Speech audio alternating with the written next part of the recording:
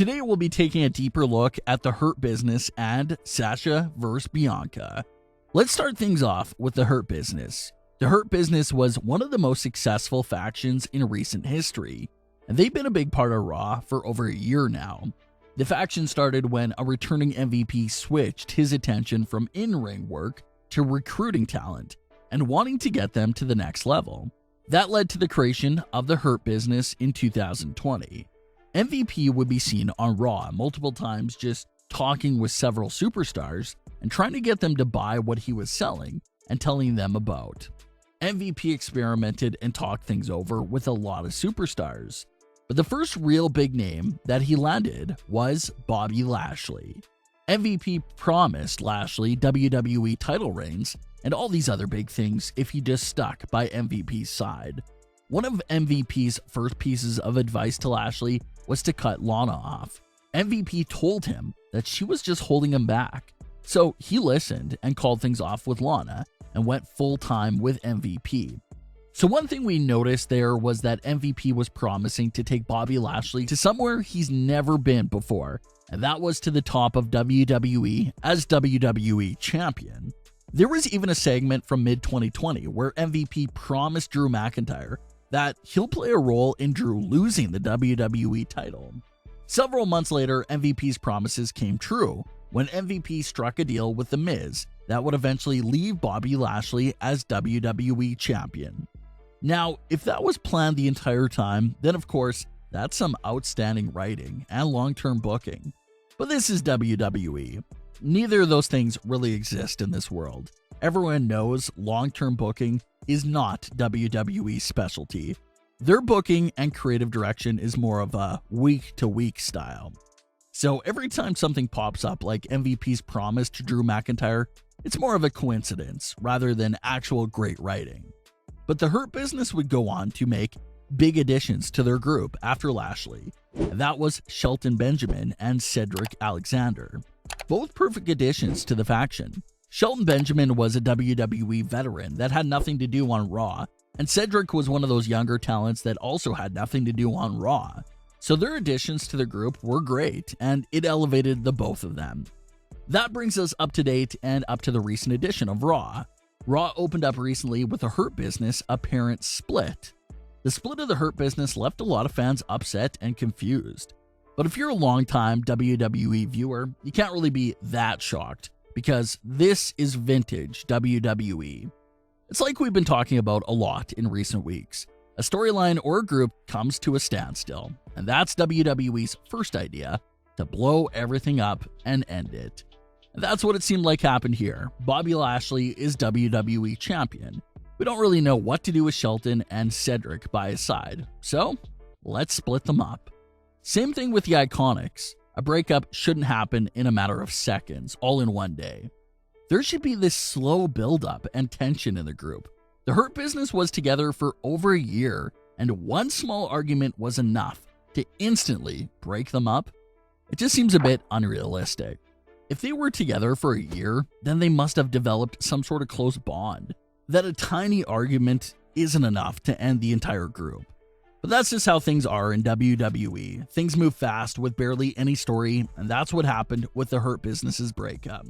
One second they're happy together, and the next, their group is over. We also saw Baron Corbin make a random appearance on Raw to help Bobby Lashley take out Drew McIntyre as well. It's unknown if Corbin will now be a full-time Raw superstar. We'll see. But MVP did take to Twitter to clear a few things up that fans have been discussing. MVP made it known that the Hurt Business is not over with. He said Bobby Lashley and himself is the Hurt Business, so it will carry on. Which is true and is a great point by MVP. The Hurt Business started off with Lashley and MVP, and they're still together. So at least the core of the Hurt Business is still together. But you do have to wonder what happens with Shelton Benjamin and Cedric. Do they return to their old selves of having nothing to do and having no direction on Raw? Or will they still be around? But now that we got the confirmation from MVP that the Hurt Business is still technically around, this makes us wonder, will WWE add new members to the Hurt Business?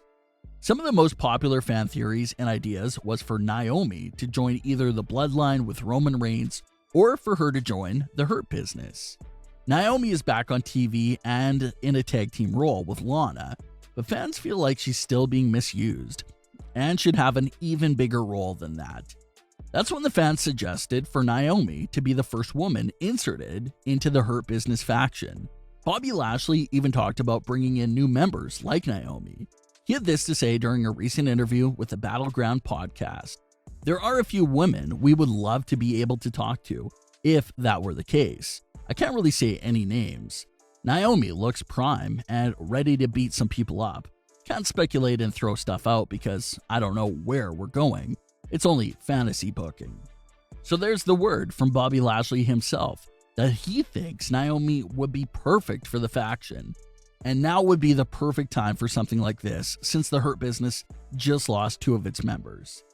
Maybe we see that 2020 MVP come back where he's just in everyone's ear trying to recruit them to join him, and maybe he comes across Naomi.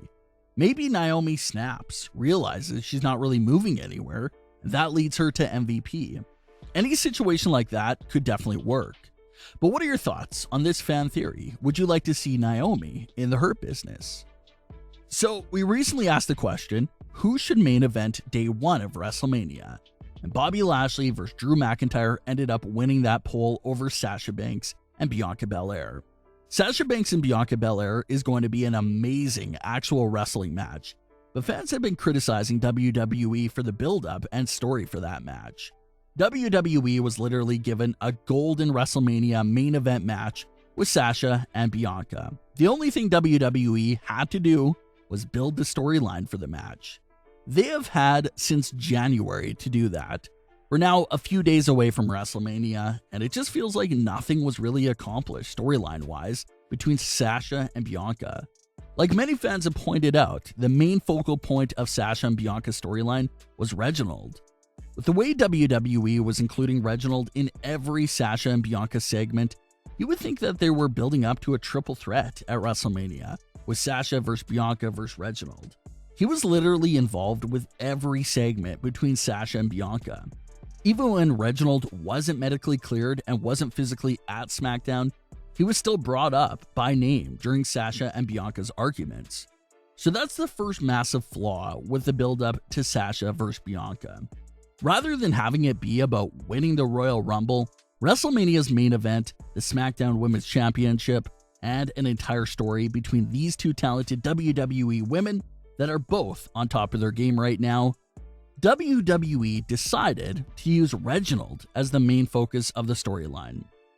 It's been so many months, but it just feels like we haven't had any real significant build-up to Sasha versus Bianca.